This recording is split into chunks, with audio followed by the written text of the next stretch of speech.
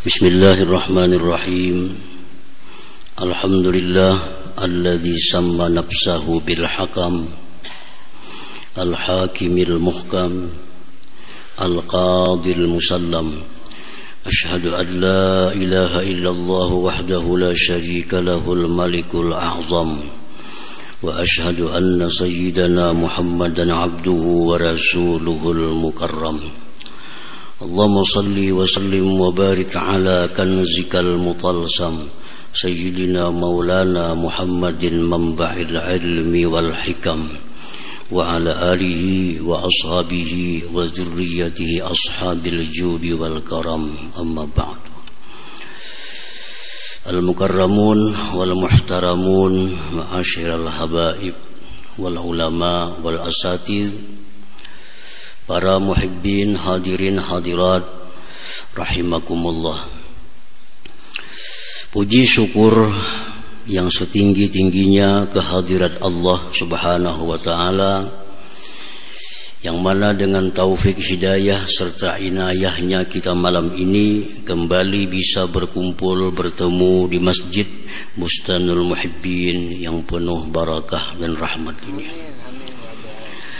Salawat dan salam atas junjungan kita Nabi besar Muhammad sallallahu alaihi wasallam dan seluruh keluarga, para sahabat, zuriat dan pengikut beliau ila yaumil qiyamah. Ismustasi wal ishrun min asma'illah al-husna al-hakam. Nama yang ke-29 daripada nama-nama Allah al-husna, yaitu Al-Hakam. Al-Hakam itu artinya yang menetapkan hukum atas segala makhluknya, yang menetapkan hukum atas segala makhluknya. Jadi disebut Al-Hakam. Allah Subhanahu wa ta'ala dalam Al-Quran berfirman, apa ghairallah abtagi hakama wa huwa alladhi anzala ilaikumul kitaba mufassala. Al-An'am 114. Katakan wahai Rasul kepada umat, apakah aku mencari hakim selain Allah? Artinya aku tidak mencari hakim kepada selain Allah.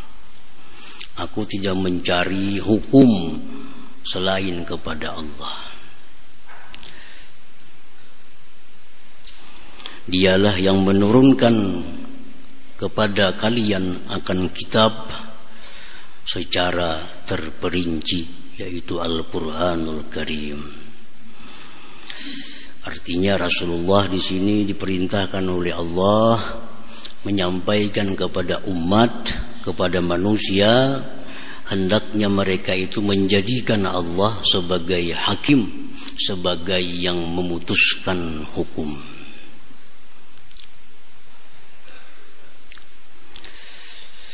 Wa qala ta'ala, dan firman Allah, wa man ahsanu minallahi hukma liqaumi yuqinun. Al-Maidah 50. Tidak ada hukum yang lebih baik daripada hukum Allah. Tidak ada hukum yang lebih baik daripada hukum Allah bagi orang-orang yang meyakini Allah Subhanahu wa ta'ala.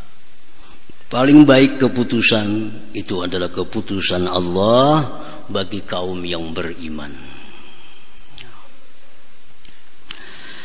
Qala al-Imam al-Ghazali rahimahullah, al-Hakam huwa al-Hakimul muhkam wal qadil musallam alladzi la radda li hukmi wa la mu'aqqiba li qada'i.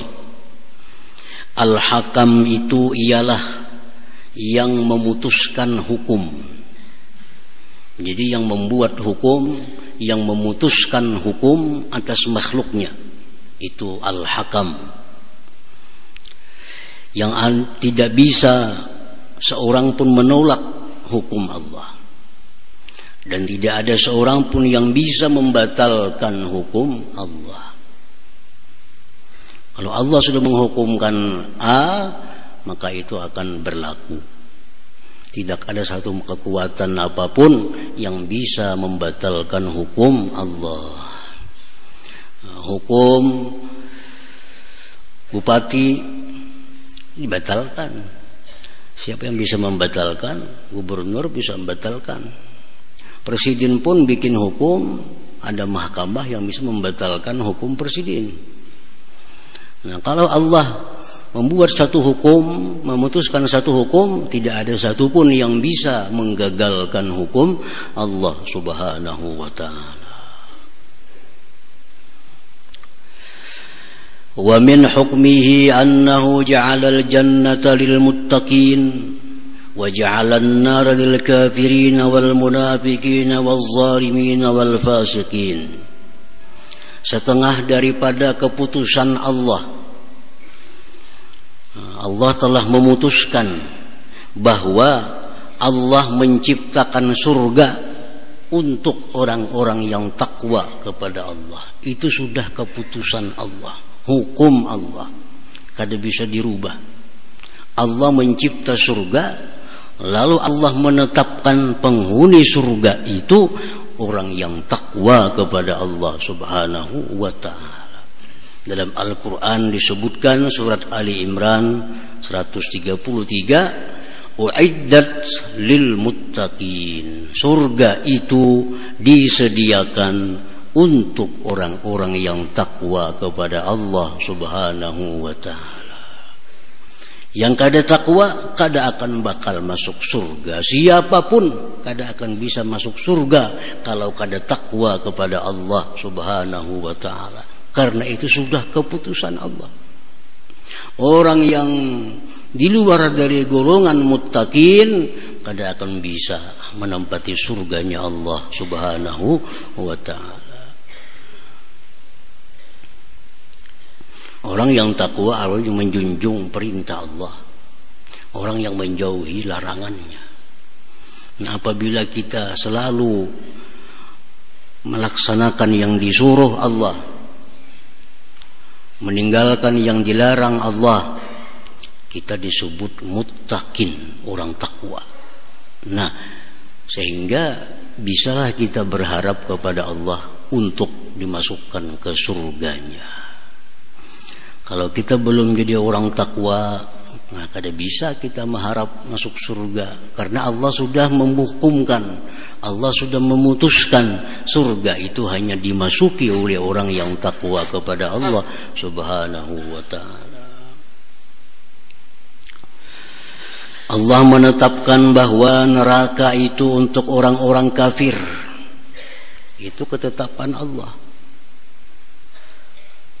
Wan-naru maswan lahum.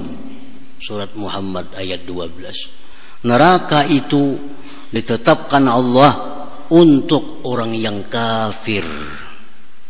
Baik kafir dia menyembah berhala atau dia kafir menyekutukan Allah Subhanahu wa ta'ala. Allah Tuhan, berhala Tuhan. Allah Tuhan, bulan Tuhan. Atau orang yang sama sekali tidak mengakui Allah, ya kafir juga. Nah, itu ditetapkan oleh Allah tempatnya di neraka. Orang-orang munafik, innal munafiqina fid darkil asfal min jahannam.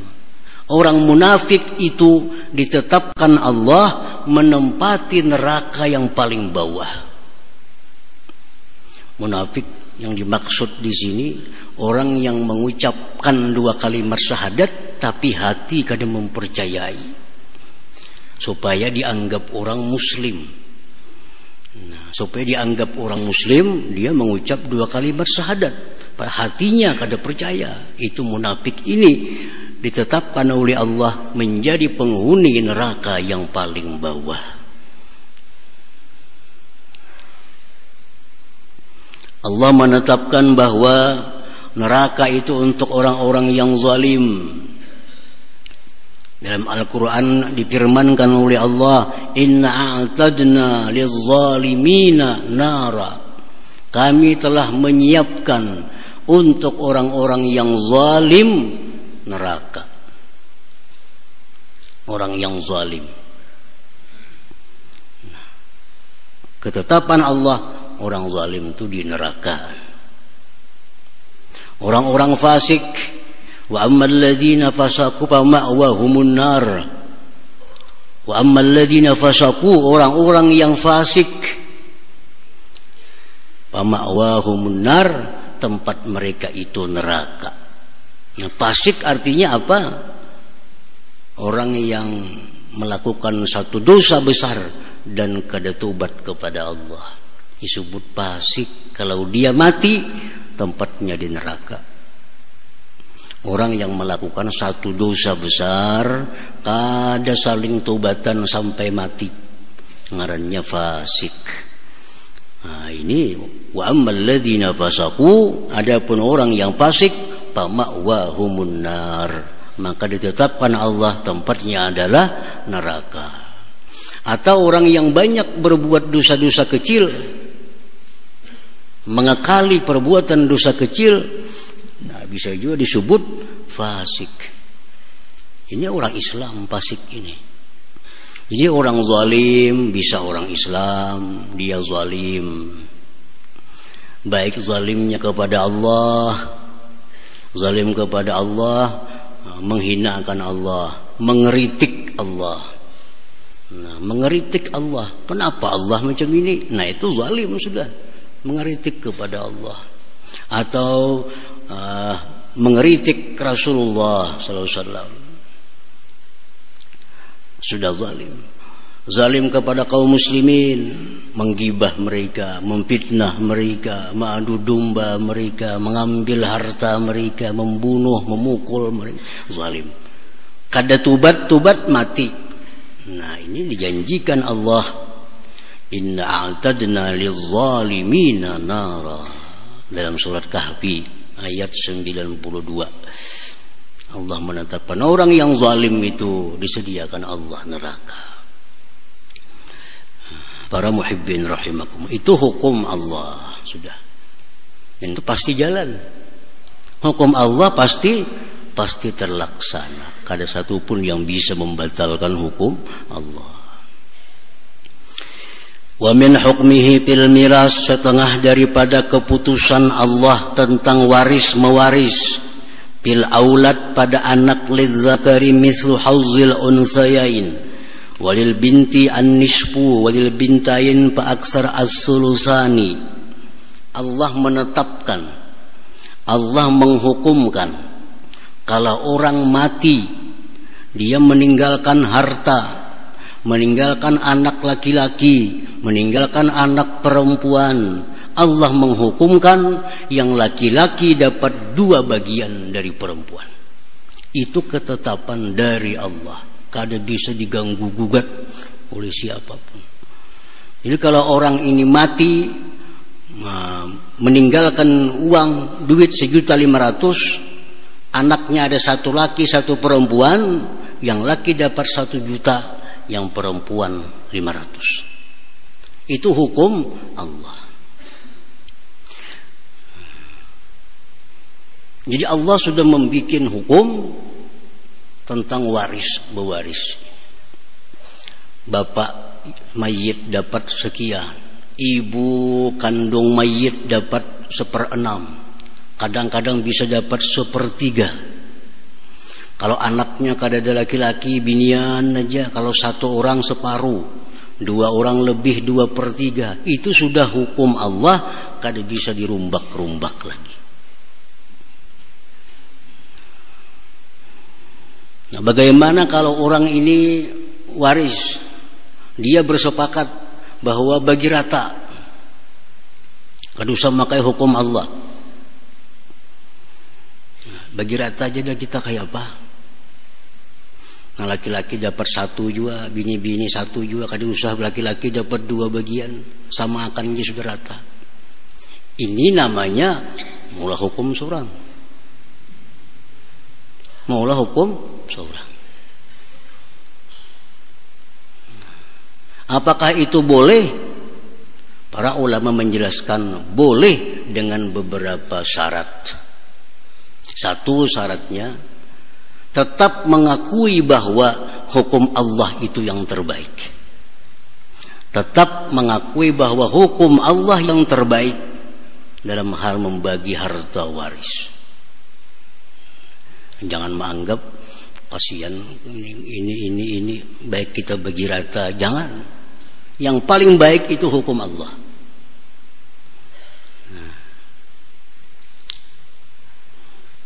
Yang kedua syaratnya harus dijelaskan kepada semua pihak bagiannya masing-masing. Dijelaskan. Jadi sebelum disetujui harta waris itu bagi sama rata, mesti dibagikan kepada tiap-tiap orang jatahnya. Ikam dapat 50 juta. Adik ikam nang bini-bini dapat cuma 25 juta. Nah, kisahkan. Mama ikam dapat 40 juta. Abah dapat 20 juta. Nah, kisahkan semuaan. Sudah tahu semuaan. Nah, dengan ridha semuaan, lalu saling memberikan, yang lebih diberikannya kepada yang kurang, akhirnya jadi rata. Nah, itu dibolehkan. Jangan langsung. Kalau langsung tuh kada boleh. Ini harta abah kita bagi rata aja dah semuaan, itu kada boleh. Sampaikan dulu hukum Allah. Nah, jelaskan dulu hukum Allah kepada mereka dan katakan hukum Allah itu yang terbaik sebenarnya. Nah, cuma karena kita hendak macam ini, lalu ada syaratnya. Nah, beritahu masing-masing jatahnya berapa. Sudah tahu masing-masing jatahnya, inya bersedia menggugurkan lebihnya, nah hanya itu dibolehkan menurut agama. Para muhibbin rahimakumullah. Wa min hukmihi fil muamalah, setengah daripada keputusan hukum Allah pada perkara muamalah. Allah memutuskan wa halallahu al-bai'a wa harrama riba. Allah telah memutuskan bahwa jual beli itu halal. Riba itu haram. Kata kau lagi dibahas. Kayak apa mau kita sama pada rida? Nah, kita berhutang 1 juta, kenanya bayar 1.200.000, tapi kita sama pada senang kayak apa? Kada kawa, soalnya Allah kada senang. Allah kada senang. Amun patukannya sama pada senang, kada ada lagi zina. Kayak apa hukumnya berzina? Lakiannya senang, bininya senang. Berarti Allah senang juga, kada tentu senang. Nah, jadi riba itu Allah kada senang, walaupun kita senang. Nah, kadang-kadang Allah bisa senang kalau kita senang, tapi ada perkara-perkara yang hukum Allah itu kada tergantung dengan ridanya manusia, seperti zina, riba. Nah, itu kada tahu suka-suka. Pokoknya Allah sudah memutuskan ini kada memerlukan keridaan, kesenangan, kesukaan daripada hambanya. Ini mutlak, yang dicari adalah kesenangan Allah subhanahu wa ta'ala. Wa min hukmihi fil hudud, sebagian daripada ketetapan Allah tentang hudud. Wassariku wassariqah faqta'u aydiyahuma, pencuri, maling laki-laki, maling perempuan, faqta'u aydiyahuma, potong tangannya. Itu hukum Allah. Itu hukum Allah. Kalau ada maling, baik laki-laki atau perempuan, faqta'u aydiyahuma, potong tangannya. Itu hukum Allah. Az-zaniyatu waz-zani fajlidu kulla wahidatin minhuma 100 jaldah. Seorang gadis yang berzina dengan seorang perjaka, pukul 100 kali pukulan. Itu hukum Allah. Kalau kada dilaksanakan hukum Allah, di akhirat kada akan selesai. Orang mencuri dihukum penjara 2 bulan. Di akhirat tetap dia masuk neraka. Kenapa? Karena hukum 2 bulan itu bukan hukum Allah. Bukan hukum Allah. Nah, Orang yang melakukan zina, hukum Allah, kalau yang berzina itu gadis dan perjaka, pukul 100 kali. Ada orang berzina, hukumannya penjara 2 bulan, 3 bulan. Di akhirat tetap akan dihukum Allah dengan neraka. Karena hukum buatan manusia kada punya arti di sisi Allah Subhanahu wa ta'ala. Ada gunanya.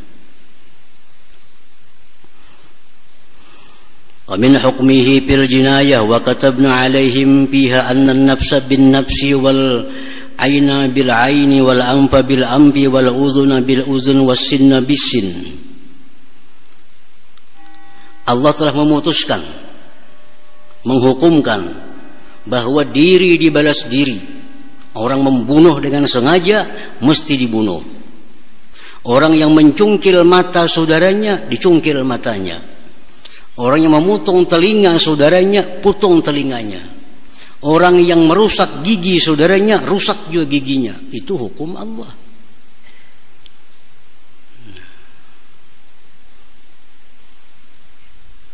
Dan hukum Allah berlaku. Kalau dalam dunia akan diberlakukan, di akhirat akan dibalas oleh Allah Subhanahu wa ta'ala. Nah, para muhibbin rahimakumullah, jadi kita percaya bahwa sebagian di antara nama-nama Allah yang 99 itu ada nama Al-Hakam, artinya yang maha menetapkan hukum atas segala makhluknya. Al-mu'min bismillahil hakam, orang yang beriman dengan nama Allah Al-Hakam. Kita sudah beriman, kita percaya nama Allah itu ada Al-Hakam, kita percaya. Nah, kalau kita sudah percaya bahwa Allah itu namanya Al-Hakam, ayya'taqida anna hukmallah ahsanul ahkam. Kita mesti meyakini di dalam hati bahwa hukum Allah itu sebaik-baik hukum. Keputusan Allah itu sebaik-baik keputusan. Wa hukmahu a'lal ahkam, hukum Allah itu di atas segala hukum. Ada hukum Allah, ada hukum akal, ada hukum adat, ada hukum pemerintah. Pemerintah bulah hukum, adat bulah hukum, akal bulah hukum. Nah, ketiga-tiga hukum ini mesti di bawah daripada hukum Allah. Artinya, kalau bertentangan dengan hukum Allah, semua hukum ini kada akan boleh dipakai oleh orang yang beriman kepada nama Allah Al-Hakam itu. Jadi jangan sampai kita menerima hukum Allah itu dengan akal.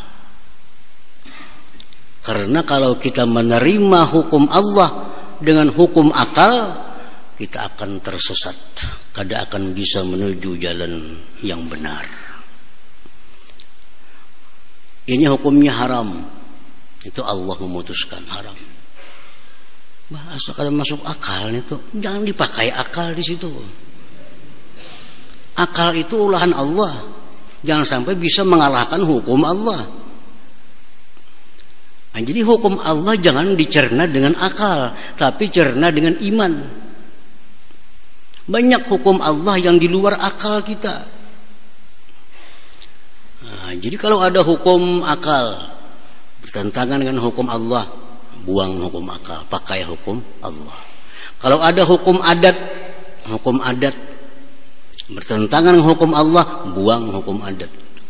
Kalau ada hukum pemerintah bertentangan dengan hukum Allah, jangan pakai hukum pemerintah. Kalau kita beriman dengan nama Allah Al-Hakam itu. Kalau hukum pemerintah kada bertentangan dengan hukum Allah, kada jadi masalah. Hukum adat kada bertentangan dengan hukum Allah, kada jadi soal. Tapi kalau bertentangan, harus memilih. Kita memilih hukum Allah Subhanahu wa ta'ala. Para muhibbin rahimakumullah, Allah menghukumkan. Hukum Allah itu bisa Quran, bisa hadis-hadis sahih atau hasan, hukum Allah. Bisa pula hukum Allah itu kesepakatan seluruh ulama, disebut hukum Allah. Di Quran kadada hukumnya, di hadis kadada hukumnya. Sepakat ulama itu haram, itu hukum Allah. Itu hukum Allah. Nah, contohnya kalau anjing, misal batis anjing ini atau kulit anjing tersentuh awak kita, atau batis anjing menjajak pelatar kita, salah satunya basah, hukum Allah dibasuh itu 7 kali, salah satunya dengan tanah bercampur. Akal sampai sekarang kada bisa menerima itu. Akal kada bisa menerima. Kenapa anjing? Apa salahnya anjing? Kalau kambing menjajak, kenapa kada disoalkan? Ayam menjajak, anjing menjajak harus basuh. Basuhnya pun kada gampang-gampang. Pertama banyu campur tanah, ubui. Hanyar itu 6 kali banyu biasa, ubui hanya suci. Nah, kalau kita menggunakan akal itu kada masuk akal. Nah, di luar daripada akal kita.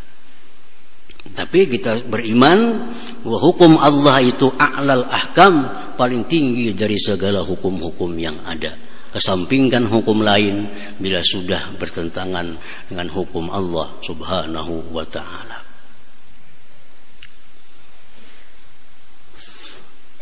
Nah, itu kalau kita beriman dengan nama Allah Al-Hakam. Yang kedua, kalau kita beriman dengan nama Allah Al-Hakam, wa ayyahkuma bihukmin anzalahu Allah Ta'ala, bahwa kita mesti menghukumkan dengan hukum Allah. Nah, kalau sudah kita beriman dengan Al-Hakam, kalau kita menghukumkan sesuatu, mesti yang kita hukumkan hukum Allah Subhanahu wa Ta'ala. Jangan hendak kita menghukumkan sesuatu dengan hukum-hukum yang bertentangan dengan hukum Allah. Dalam Al-Quranul Karim dicatat ada 3. Wa man lam yahkum bima anzalallah faulaika humul kafirun. Siapa yang menghukumkan bukan dengan hukum Allah, itu orang kafir, maka dia menjadi kafir. Yang kedua, wa man lam yahkum bima anzalallah faulaika humuz zalimun. Siapa yang menghukumkan dengan bukan hukum Allah, dia orang yang zalim. Yang ketiga, wa man lam yahkum bima anzalallah faulaika humul fasiqun. Siapa yang menghukumkan dengan hukum selain hukum Allah, maka dia orang fasik. 3. Ada pencuri yang dicurinya sekian banyak. Berapa dicurinya? 1 on emas. Dia curi dalam lemari emas. Dapat malingnya. Di sidang diputuskan malingnya dihukum 5 bulan penjara. Ini berarti kada menghukumkan dengan hukum Allah. Bisa kafir ini orang, bisa zalim ini orang, bisa fasik. 3. Apabila dia menganggap bahwa potong tangan itu kada sesuai, kada adil. Yang adil itu ya 6 bulan. Kafir dah orang ini. Kafir. Mengatakan hukum Allah kada adil. Orang mencuntan saun dihukum 6 bulan, patak tangan lah, itu kada adil, kada peri kemanusiaan. Paling-paling setahunnya sadang. Ini hakim kafir. Menganggap hukum Allah kada adil, hukum Allah kada peri kemanusiaan. Nah, kalau si hakim ini menghukum maling mencuri 1 on emas dalam lemari dicurinya, dihukum hakim 6 bulan. Kenapa hakim menghukum 6 bulan? Ujar hakim, aku tahu hukum Allah itu putung tangan. Itu hukum yang paling baik sudah. Cuma karena aku hendak menghukuminya 6 bulan. Nah maka hakim ini zalim, kada sempat kepada kafir. Sebab dia masih mengakui hukum Allah yang terbaik. Cuma aku hendak 6 bulan nyernya. Maka maka hukum Allah. Walaupun hukum Allah yang paling baik, tapi aku hendak menghukum 6 bulan aja. Nah ini zalim hakimnya. Nah yang ketiga, orang mencuri emas 1 un dalam lemari, tangkap, dihukum, diputuskan 6 bulan. Kenapa 6 bulan? Aku tahu hukum Allah potong tangan, dan hukum itu yang terbaik aku tahu. Tapi aku marah soal ini 6 bulan aja. Ini fasik orang nih. Hakim ini fasik. Nah itu risiko kalau kita menghukumkan sesuatu dengan bukan hukum Allah. Bila kada kafir, bila kada zalim atau fasik. Itu sudah jelas dalam Al-Quranul Karim. Quran yang menyebutkan, bukan hadis, bukan ulama, tapi Quran.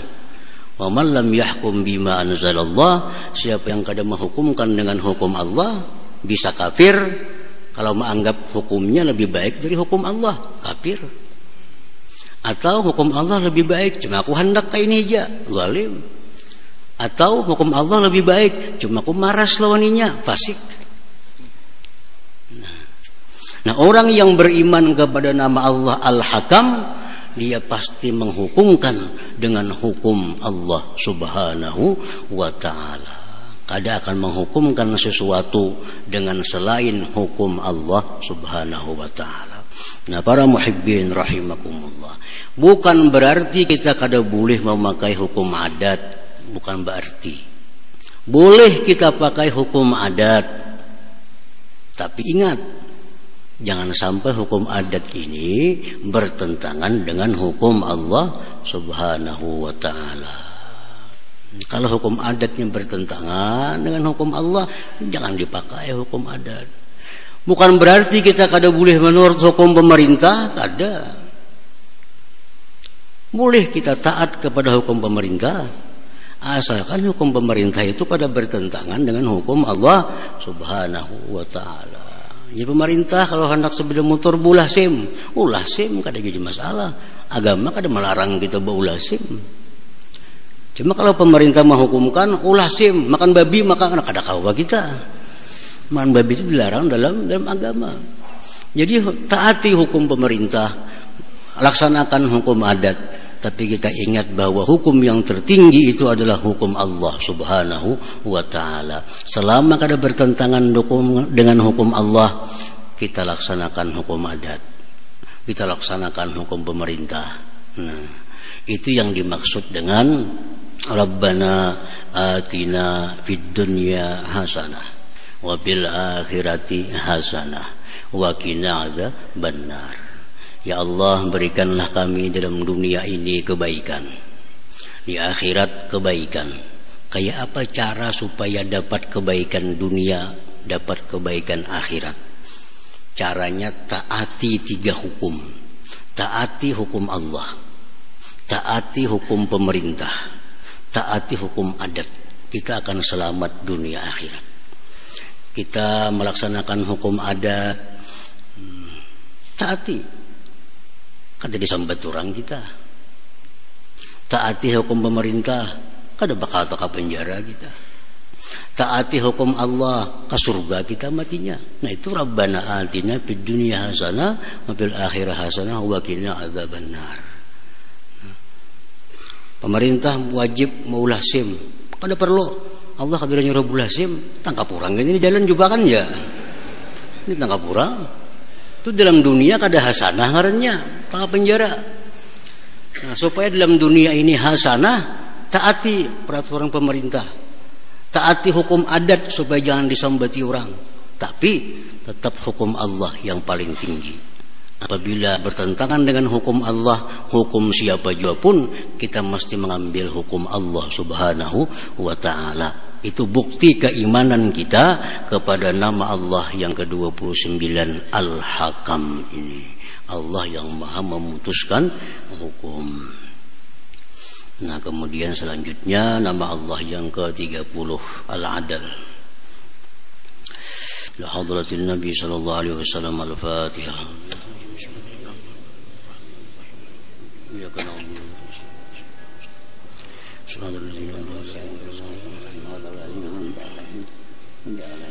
بسم الله الرحمن الرحيم. الحمد لله رب العالمين والصلاة والسلام على أشرف الأنبياء والمرسلين وعلى أصحابه أجمعين.